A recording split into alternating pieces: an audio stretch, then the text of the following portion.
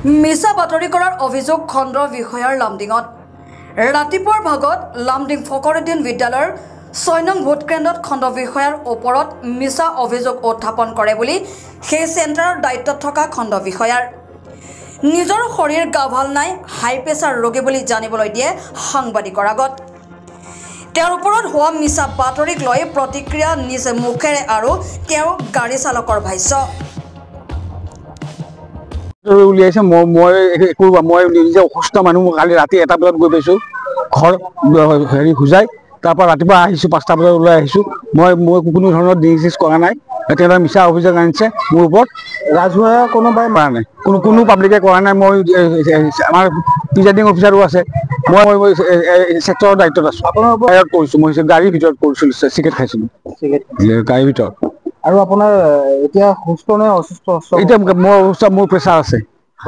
হাই pressure আছে এই আজি ৰাতিপুৱা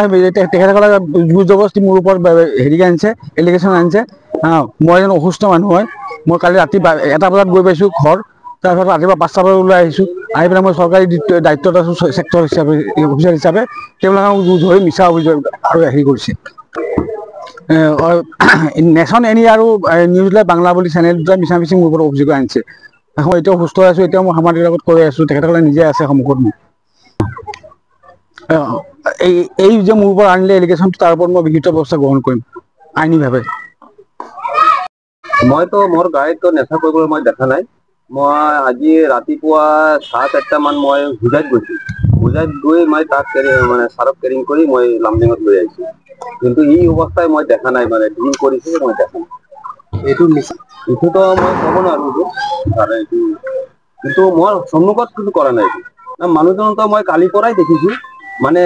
অসুস্থ নিচিনাই লাগিছে মই যেতিয়া ছাৰক মোৰ লগত ঢুকি দিছে তো মই লগৰজনক কৈছোঁ ছাৰজনতো ইমান সুস্থ নহয় অসুস্থ নিচিনা লাগিছে কেনেকুৱা চলিম মই